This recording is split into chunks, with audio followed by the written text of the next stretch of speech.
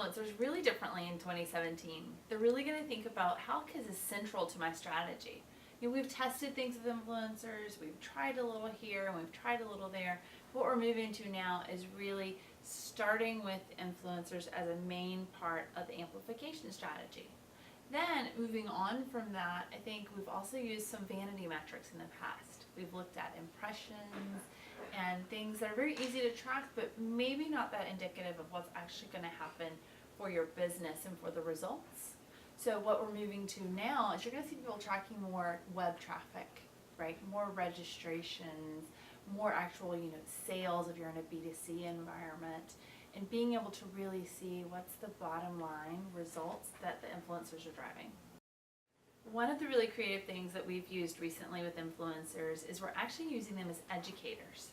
So at IBM, we are now talking a lot about cognitive, and there's so much misinformation in the market on what cognitive is and the differences between cognitive and AI and machine learning and all of these various kind of words that are out there.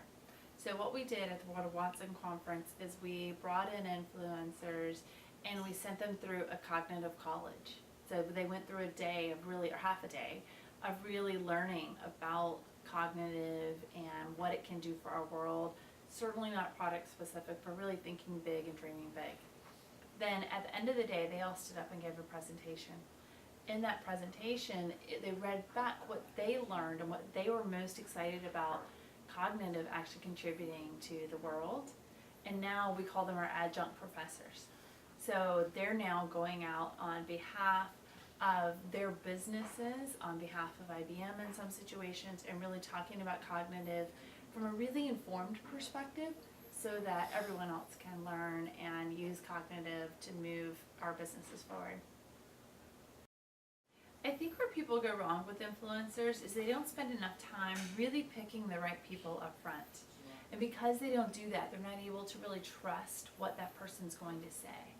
And for influencer marketing to work, you have to trust, you have to let that person be authentic in their message and speak to their audiences in a way that's really going to make sense for them.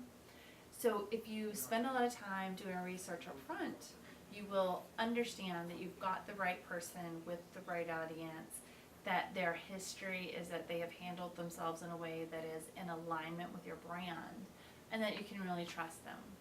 The other one is on metrics. I think that sometimes people use the wrong metrics, and as they say, you get what you measure, and sometimes the things that you get are actually bad behavior because people are trying to meet a metric that isn't truly tied to your business results.